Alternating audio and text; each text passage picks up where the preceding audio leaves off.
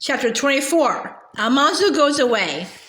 Even at home, Laura felt that her ring was conspicuous. Its smooth clasp was strange at her first finger, and the garnet and pearls were constantly catching the light.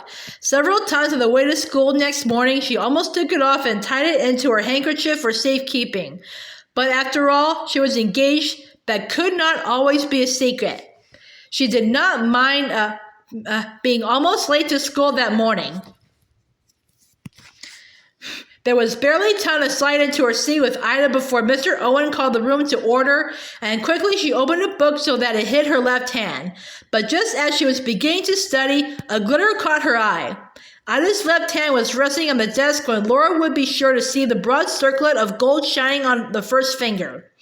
Laura looked from the ring to Ida's laughing, blushing face and shy eyes, and then she broke a school rule. She whispered, "Elmer?" Ida blushed even rosier and nodded. Then under the edge of the desk, Laura showed Ida her own left hand. Mary Power and Florence and Minnie could hardly wait until recess to pounce upon them and admire their rings. "But I'm sorry you have them," Mary Power said, "for I suppose both of you will be quitting school now." "Not me," Ida denied. "I am going to school this winter anyway." "So am I," said Laura. "I want to get a certificate again in the spring." "Will you teach school next summer?" Florence asked. "If I can get a school," Laura replied. "I can get the school in our district if I can get a certificate," Florence told them, "but I'm afraid of teachers' examinations." "Oh, you will pass," Laura encouraged her. "There's nothing much to it, if only you don't get confused and forget what you know." "Well, I'm not engaged, nor do I want to teach," said Mary Power. "How about you, Ida? Are you going to teach for a while?" Ida laughed. "No, indeed. I never did want to teach. I'd rather keep house. Why do you suppose I got this ring?" They all laughed with her, and Minnie asked, "Well, why did you get yours, Laura? Don't you want to keep house?"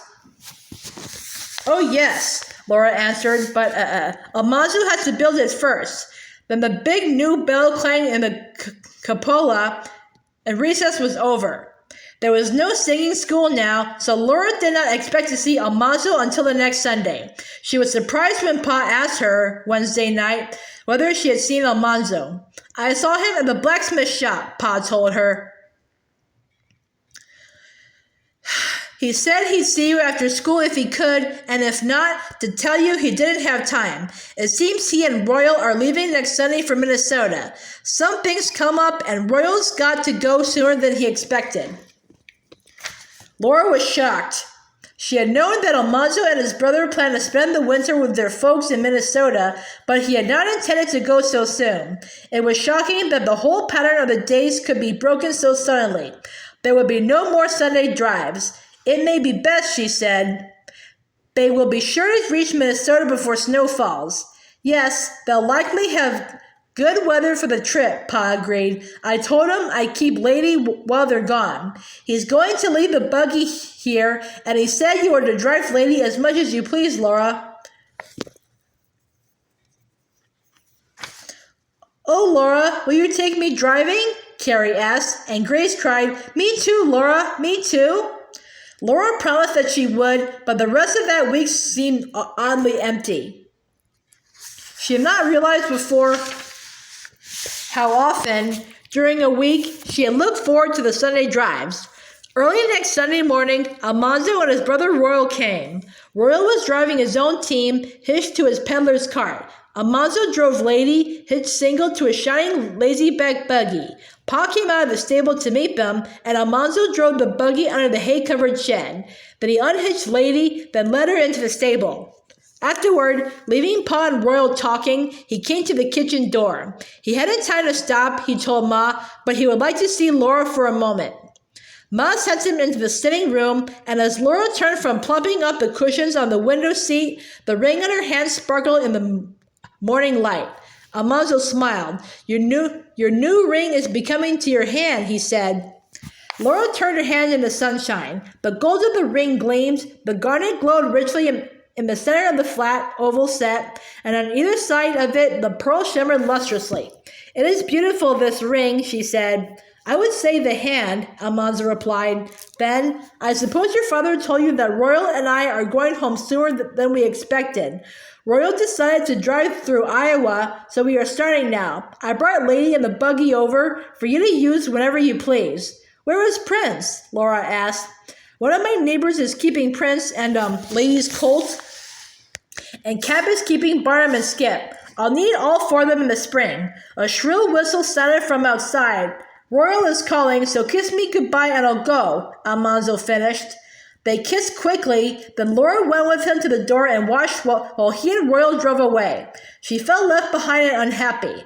Then at her elbow, Carrie asked, Are you going to be lonesome? So soberly that Laura smiled. No, I'm not going to be lonesome, she answered stoutly. After dinner, we will hitch up Lady and go for a drive. Pa came in and went to the stove.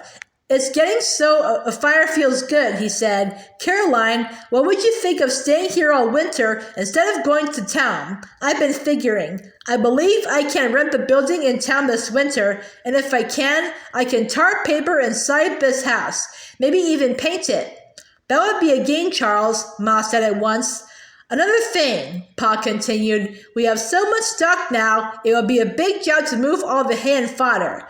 With this house sided outside and good thick building paper inside, we'd be snug here. We can put up the coal heater in the sitting room and get our winter supply of coal.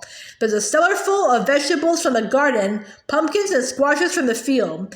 Even if the winter's so bad I can't get to town often, we won't need to worry about being hungry or cold. That is true, said Ma, but Charles... The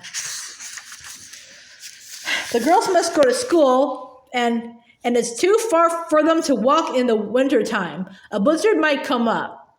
I will drive them there and back, Pa promised. It's only a mile, and it will be a quick trip with a bobsled and no load.